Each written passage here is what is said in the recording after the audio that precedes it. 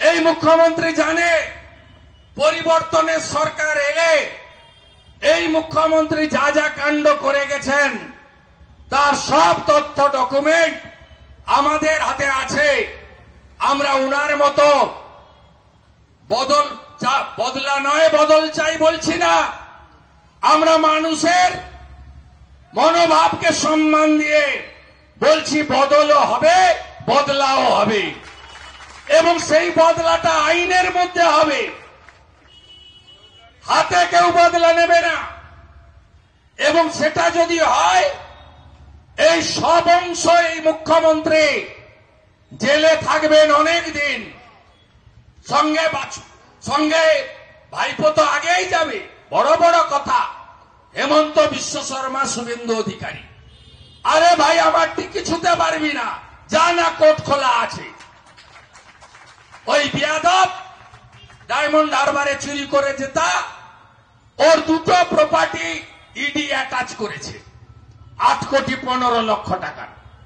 25 বার ED ডেকেছে, 5 বার গেছে, 20 বার এদিক ওদিক করে গোলে কাটিয়েছে। যার পাসপোর্ট জমা থাকে তিনি ভাষণ দিচ্ছেন বড় বড়, যার প্রপার্টি অ্যাটাচমেন্ট হয়েছে। আমরা তো আশ্চর্য হয়ে যাই কি করে এইসব লোক বাইরে থাকে আর দেশের স্বরাষ্ট্রমন্ত্রীকে, প্রধানমন্ত্রীকে পার্সোনাল অ্যাটাক করে, সংবিধানকে আক্রমণ করে। তাই এরা শুধু শিক্ষা ব্যবস্থা নয়, 8,200 স্কুল বন্ধ নয়, 6,888টা ইন্ডাস্ট্রি বন্ধ হয়েছে এই সরকারের আমলে। টাটাকে তাড়ানো থেকে শুরু করে আপনি সর্বত্র দেখবেন সব ইন্ডাস্ট্রি বন্ধ। বামফ্রন্টের সময় ঋণ ছিল 1,98,000 কোটি টাকা, মাথা পিছু 19,000 টাকা করে। এই মুখ্যমন্ত্রী মমতা ব্যানার্জির আমলে ঋণ হয়েছে 7 লক্ষ কোটি টাকা, মাথা পিছু 70,000 করে টাকা ঋণ হয়েছে পশ্চিমবঙ্গের জনগণের। পশ্চিমবঙ্গে নথিভুক্ত বেকার হয়েছে শিক্ষিত 2,15,00,000। পরিযায়ী শ্রমিক, শুধু পরিযায়ী শ্রমিক নয়, যত মেধাযুক্ত কম্পিউটার ইঞ্জিনিয়ার থেকে ভালো MBBS থেকে কেউ নেই বাংলায়। পাশেই ভুবনেশ্বর, হায়দ্রাবাদ, পুনে, নাগপুর, তারপরে তো বিদেশ আছে। গোটা বিদেশে চলে যাচ্ছে, কাউকে আপনি পাবেন না। একটার পর একটা সেক্টর যদি বলা যায় ধ্বংস করেছে বাংলাকে। 14 বছর 4 মাস নো ডিপ সি পোর্ট, একটাও পোর্ট করতে পারেনি। ভোট এলেই বলে তাজপুরে পোর্ট হবে, আগে বলতো কুলপিতে পোর্ট হবে, সাগরে পোর্ট হবে। একটাও পোর্ট করতে পারেনি। গুজরাট আর উড়িষ্যায় যান, দেখবেন ছোট ছোট 100টা করে ডিপ সি পোর্ট বানিয়েছে। গঙ্গাতে এত জল কোথাও পাবেন না। আমাদের এই গঙ্গার পাশে ছোট ছোট পোর্ট বানানোর জন্য যে পরিকল্পনা ভারত সরকার, হলদিয়া থেকে বেনারস পর্যন্ত, কাশী পর্যন্ত 1500 কিলোমিটার যে প্রকল্প, কোথাও কিছু করতে পারেনি। আপনারা দেখবেন, আপনারা বলুন এয়ারপোর্টের কথা। একটা নতুন এয়ারপোর্ট হয়েছে, একটাও 14 বছর 4 মাসে একটাও নতুন এয়ারপোর্ট হয়নি। পাশে ছোট্ট রাজ্য উড়িষ্যা, ওখানে যান 20টা এয়ারপোর্ট পাবেন। আমি ঝাড়খণ্ডে দেখে এসেছি, ধানবাদ থেকে, রাঁচি থেকে, জামশেদপুর থেকে অসংখ্য ছোট ছোট এয়ারপোর্ট, ইন্ডাস্ট্রিয়াল এয়ারপোর্ট রাজ্য সরকার, কেন্দ্র সরকার, ইন্ডাস্ট্রি সবাই বানিয়েছে। এখানে হাসিমারাতে মাত্র 37 একর জমি চাইল ভারত সরকার, আর্মি এনওসি দিয়ে দিল। হাসিমারা এয়ারপোর্টে ডোমেস্টিক এয়ারপোর্ট চালু করবে, দেবে না জমি। কলাইকুণ্ডা 25 একর জমি চাইল, দেবে না। এয়ারফোর্স এনওসি দিয়েছিল ডোমেস্টিক এয়ারপোর্টের জন্য, জমি দেবে না। জ্যোতিরাদিত্য সিন্ধিয়া মন্ত্রী ছিল, আমার কাছে ডকুমেন্ট, ভাঙড়ে এয়ারপোর্টের জায়গায় এয়ারমার্ক করলো, ইনি লিখে দিলেন নো ল্যান্ড, জায়গা আমি দেব না। আপনারা জানেন বন্ধু, কলকাতা এয়ারপোর্টে কটা মাত্র রানওয়ে? এত বড় ইন্টারন্যাশনাল এয়ারপোর্ট, মাত্র একটা রানওয়ে। কেন্দ্রীয় সরকার টাকা দিয়েছে। আন্ডার 17 যখন হয় যুব ভারতী ক্রীড়াঙ্গনে, তখন এয়ারপোর্টকে নতুন করে সাজিয়ে দিয়েছিলেন নরেন্দ্র মোদীজির সরকার। জানেন আপনারা, ওখানে দুটো রানওয়ে তৈরি হয়ে পড়ে আছে। কেন চালু হয়নি কেউ জানেন না। চালু হয়নি এই জন্য ওখানে একটি মাজার আর একটি ধর্মীয় আস্তানা আছে, সেটা ভাঙতে দেবে না মমতা ব্যানার্জি। তাই কলকাতা এয়ারপোর্টে আরো দুটি রানওয়ে চালু হয়নি। ভাবতে পারেন, এয়ারপোর্টে প্রাচীর খোলা, কে আসছে আর কে ঢুকছে। এত বড় কলকাতা এয়ারপোর্ট, যেখান থেকে enter north eastern, Bangladesh, Nepal, Bhutan, Myanmar এবং চীনও অত্যন্ত কাছে, সেই রকম একটা হাই সিকিউরিটি এয়ারপোর্ট, তার প্রাচীর খোলা থাকে ধর্মীয় কাজ করার জন্য। এই হচ্ছে এই রাজ্যের সরকার। আপনি কোন দিকে তাকাবেন বলুন? বাবা সাহেব আম্বেদকর তিনি রিজার্ভেশন দিয়ে গেছিলেন এসটিদের, এসসিদের। পরবর্তীকালে বিশ্বনাথ প্রতাপ সিং, লালকৃষ্ণ আদবানির লড়াই, মন্ডল কমিশন, ওবিসি রিজার্ভেশন। পরবর্তীকালে নরেন্দ্র মোদীজি যারা উচ্চ বর্ণ কিন্তু অর্থনৈতিকভাবে দুর্বল, তাদের জন্য ইডব্লিউএস, এতগুলো রিজার্ভেশন সংবিধান ভারত সরকার বিভিন্ন সময় দিয়ে গেল। গত 14 বছর 4 মাসে মোট 6 লক্ষ পার্মানেন্ট সরকারি পোস্ট এই অমিত মিত্র যখন অর্থমন্ত্রী ছিল এখনো ছড়ি ঘুরায়, হাতি পুষছেন। মুখ্যমন্ত্রীর ফাইন্যান্সিয়াল অ্যাডভাইসার অনেকগুলোই আছে। ডবল ডবল চাকরি আপনাদের হয় না, আপনার বাড়ির ছেলে মেয়ে পায় না। 26,000 গেছে, 32,000 যাওয়ার পথে ডবল ডবল চাকরি কারা পায়? হরিকৃষ্ণ দ্বিবেদী পায়। রিটায়ার করার পরে মুখ্যমন্ত্রীর অ্যাডভাইসার হয়, হিটকোর ভাইস চেয়ারম্যান না চেয়ারম্যান হয়। আলাপন ব্যানার্জিও পায়, মুখ্যমন্ত্রীর অ্যাডভাইসার হয়, ক্যাবিনেট মর্যাদার সঙ্গে আরো 3টে দপ্তর পায়। এরা কেউ রিটায়ার করে না। আর মুখ্যমন্ত্রী ভোটের সময় 21-এর আগে বলেছিলেন ডবল ডবল চাকরি হবে। 6 লক্ষ পার্মানেন্ট পোস্ট অ্যাবলিশ করে 60,000 কন্ট্রাকচুয়াল নিয়েছে। কোন অফিসে গেলে আপনি পার্মানেন্ট স্টাফ পাবেন না। কন্ট্রাকচুয়াল 4,000 টাকা থেকে 12-14,000 টাকা পর্যন্ত বেতন। এবং এর ফলে schedule tribe 6%, schedule caste 22%, OBC 17%, EWS 10%।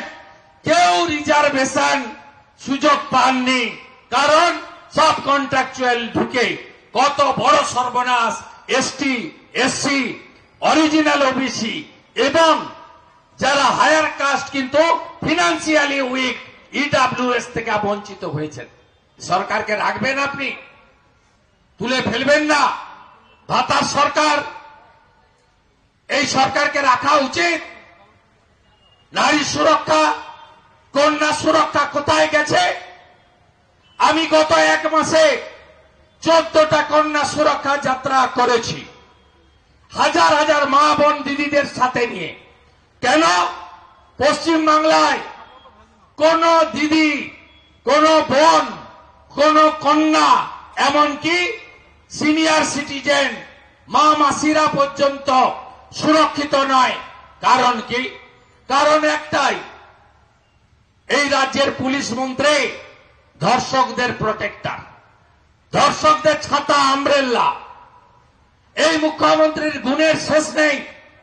ভাষার কথা বলছিল, সজল ঘোষ মহোদয় বিধানসভায় আমাকেও অনেক কথা বলে লিমিটলেস অপোজিশন।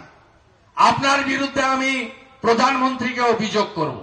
প্রধানমন্ত্রী তো আসছেন, 22 তারিখে অভিযোগ পত্র লিখে নিয়ে আসুন না, সামনাসামনি হবে। আপনি তো আমাকে ডাকেন না, কিন্তু ভারত সরকার ডেকেছে লিডার অব অপোজিশন হিসেবে। ওইখানে আপনি অভিযোগ করবেন, ফয়সলা হয়ে যাবে।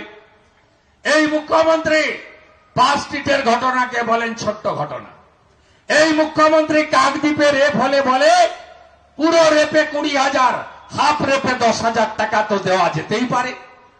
এই মুখ্যমন্ত্রী হাঁসখালিতে তফসিলি পরিবারের ক্লাস 9-এর ছাত্রীকে যখন ওদের নেতা ছেলে জন্মদিনে ডেকে ধর্ষণ করে খুন করে বিনা চিকিৎসায় বিনা ডেথ সার্টিফিকেটে শ্মশানে নিয়ে গিয়ে পুড়িয়ে দেয়, তখন আপনি বলেন লাভ অ্যাফেয়ার্স ছিল, প্রেমের গল্প। কালিয়াগঞ্জ রাজবংশী পরিবারের ক্লাস 12-এর ছাত্রী, তাকে যখন আপনার জাভেদ অঞ্চল সভাপতির বেটা যখন ধর্ষণ করে খুন করে, আপনি বলেন মেয়েটা অন্তঃসত্ত্বা ছিল। এই মুখ্যমন্ত্রী বলেনি 14ই আগস্ট 2024 বাবা মা চাইলে তো আমি অভয়ের বাবা মাকে 10 লাখ দিতেই পারি। আমার কথা নয়, এই মুখ্যমন্ত্রীর কথা। এই মুখ্যমন্ত্রী এত বক্তৃতা করেন ডেলি। এই মুখ্যমন্ত্রী কখনো কসবা ল কলেজের ছাত্রীটা সম্পর্কে একটা শব্দ বাক্য প্রয়োগ করেন না কেন? এই মুখ্যমন্ত্রী 3 নম্বর সিরিয়ালে ছিল পানিহাটি ইলেকট্রিক চুল্লিতে সোমনাথ। তিনি যেহেতু তাড়াতাড়ি করে পুড়িয়ে দিয়েছে অভয়ের দেহ, তাই তাকে পানিহাটিতে চেয়ারম্যান করে পুরস্কার দিয়েছে। অভয়ের প্রমাণ লোটপাট করেছে। 14ই আগস্ট মাঝরাতে বিশেষ সম্প্রদায়ের বিশেষ লোকেদের এনে গাড়ি ভর্তি করে কামারহাটি থেকে বেলগাছিয়া থেকে ছোট ছোট ট্রাক ভর্তি করে অতীন ঘোষ আরজিকর ভেঙে দেয়নি প্রমাণ লোপাটের জন্য। আপনারা তো সাক্ষী উত্তর কলকাতার মানুষ। বলুন, আজকে এই মুখ্যমন্ত্রী একজন পুলিশ অফিসারের স্ত্রী এবং মাকে 5 বার টেলিফোনে ধর্ষণ করবে বলেছে অনুব্রত মণ্ডল। তাকে গিয়ে পার্টির কনভেনার, সরকারি পোস্ট, এসআরডিএ চেয়ারম্যান, নিরাপত্তা বৃদ্ধি, 18 জন সিকিউরিটি, মুখ্যমন্ত্রীর প্রশাসনিক সভায় আলো করে বসে আছেন। তাহলে ধর্ষকদের নেত্রীকে মমতা ছাড়া আবার কি? এই রাজ্যে কোন কন্যা, কোন বোন, কোন দিদি সুরক্ষিত নয়। আর সব বাংলা বাঙালি ঢপের চাপ।